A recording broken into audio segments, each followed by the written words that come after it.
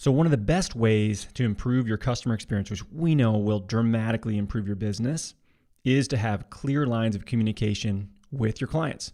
And that's something that can be really hard with these multiple channels between email and text. And what you really need is to centralize that in one place. And that's something that we've been able to do as we switched over to PT Everywhere.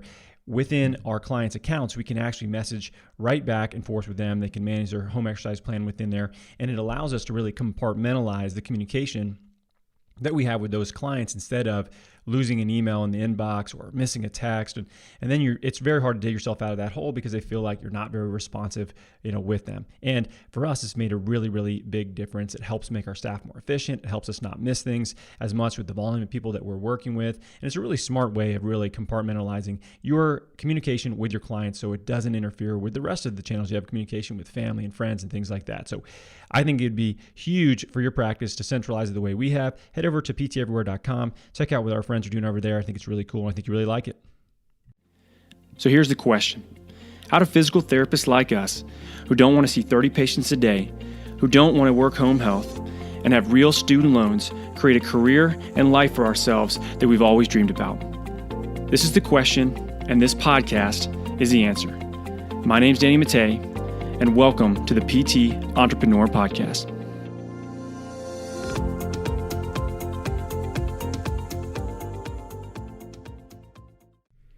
Hey, what's going on, guys? Doc Danny here with the PT Entrepreneur Podcast. And real quick, before we get into this, I want to chat about something that I had a few conversations with our mastermind members that are going through some growth in their business. I want to give you a little nugget on a way to think about your time and how to allocate what you're using your time towards. But before we do that, I wanted to go ahead and update you guys on our mastermind event in September. So in September, we're going to be in Dallas at a big ranch we're renting outside of Dallas.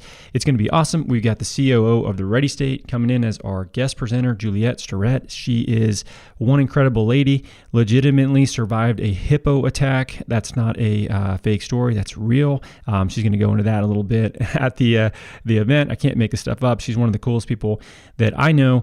I'm excited for her to share her business knowledge as well while we're there. So if you have a cash practice and you're looking to grow it past yourself, head to physicaltherapybiz.com/apply and chat with one of our team members and see if you're a good fit for our mastermind event before we head to Dallas. We'll stop taking applications. We'll stop taking potential new people in August. So we have plenty of time to assimilate everybody into our community of over 100 business owners now that will be there as well. It's going to be awesome. We're excited to be able to get everybody back together in a much more safe environment as well. So if you're interested, head over to physicaltherapybiz.com/apply and go ahead and answer a couple questions, and we'll get you on a call with one of our team members as soon as we can.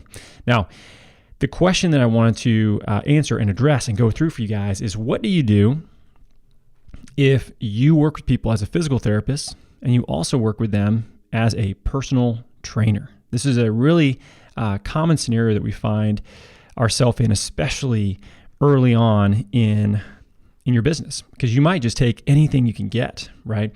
You might say, yeah, I'll train people for $100 an hour for sure.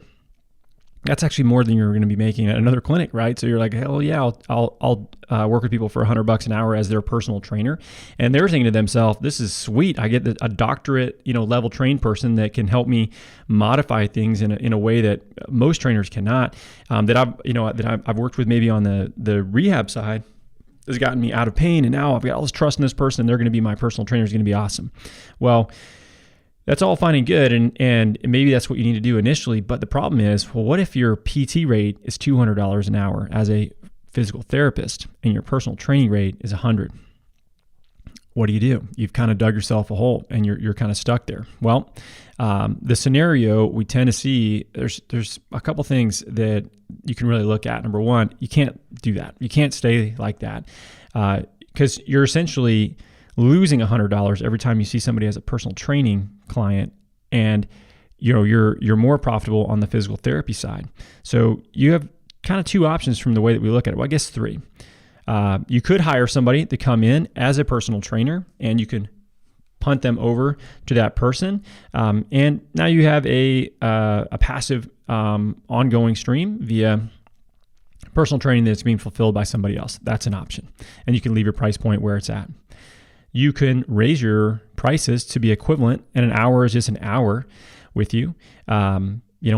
People that we work with do that. They definitely see less people on the personal training side, but it's still equivalent to what they want to be able to make per hour and really what they should make. Because I think the question is, do you think that your time is less valuable if you are training somebody versus working with them as a physical therapist? And when do you cross that line? Like, when is this now you're training somebody and not necessarily doing physical therapy on somebody anymore? Like I worked with a clinic out in California, and they would do a lot of FRC, sort of like mobility, slow controlled work with people.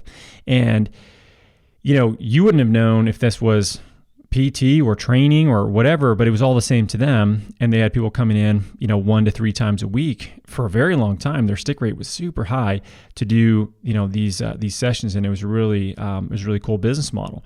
But for them, they just decided to keep it all the same, right? So whether it's PT, whether it's, movement training, whatever, it's an hour is an hour with them. And that's just the way, that's just the way it was. It's what it costs. So you could do that. That would be your option number 2.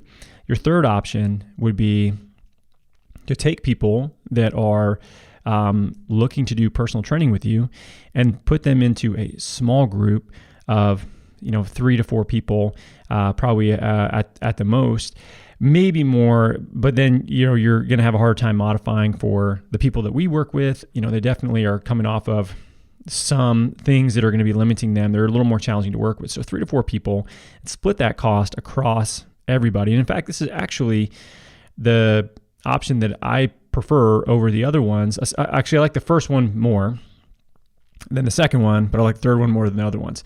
And the reason why is I think that your average visit rate, if you lump this in with it, would go up significantly. And we've seen this with people that are doing semi-private training with folks. So you get 3 or 4 people that are all willing to kind of split up that hour, and let's say you're charging $75 per person instead of $200 for that person to do a one-on-one. The price is better for them.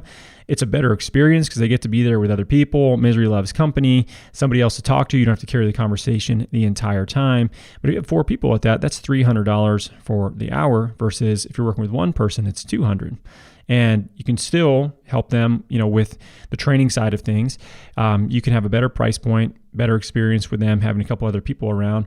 And now you're sort of leveraging your time in a better way. Even better, what if you can have another clinician come on and do the same thing? Now all of a sudden their average visit rate goes up, which dictates what we can provide from a salary standpoint, which is awesome. Meaning we can pay them more. The business is healthier, more profitable, and you have an ongoing recurring revenue stream within the business. So I do like the training side of things. Some of us, for us, we did a lot of digital training during COVID in particular. We did a lot of that. We still have a coach that does quite a bit of that. And many of our clinics that we work with, they are really hybridizing some of this in terms of training people in these small groups, as well as their personal or their physical therapy side of things. So I think it's a really, good solution overall. If you're running into these problems and you're training people and you're a physical therapist as well, and you're working with them on that side, you got to at a minimum make your time worth what your time is worth. It's equivalent. It's not like you're providing less value in that other hour. So you just have to make it the same. And at a minimum, I would look at that. I would look at also bringing somebody else in to fulfill if you don't want to do that, right? So have somebody else fulfill, pay them, what market value is for that, and then and then send people their way. That's the hardest part, marketing, selling. Fulfilling is infinitely, something you can find people to do. And then if you like the small group size, you have the space for it, I would look at that. The numbers are nice on it. If you have the population, you can move people over to it. It's a great way to get them to stick around. The numbers on it are pretty high. The average duration of time people stay in these semi-private groups, depending on how the business is run, can be anywhere between 2 to 3 years. Pretty high versus group training, think of a CrossFit Gym or Orange Theory, they're going to be closer to 6-7 months on average before they leave. So the turnover is way higher in these big group training models versus the smaller ones. And a great way to really help these people long term. if you have this hybrid skill set where you understand the strength and conditioning movement side of things, and you want to help them long term, there's so much gains they're going to make from that in comparison to us doing more passive things and helping them on the pain side.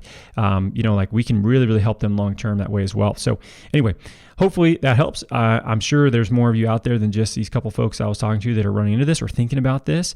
But these are the solutions that we're seeing for that. So hopefully one of those helps you. And as always, guys, thanks so much for listening to the podcast, and we'll catch you next time.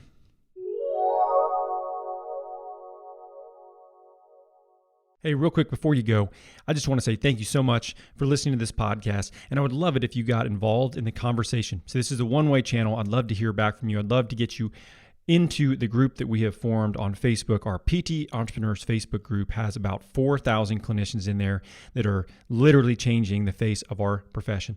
I'd love for you to join the conversation, get connected with other clinicians all over the country. I do live trainings in there with Eve Gigi every single week, and we share resources that we don't share anywhere else outside that group. So if you're serious about being a PT entrepreneur, a clinical rainmaker, head to that group, get signed up, go to facebook.com/groups/PT Entrepreneur, or go to Facebook and just search for PT Entrepreneur, and we're going to be the only group that pops up under that name.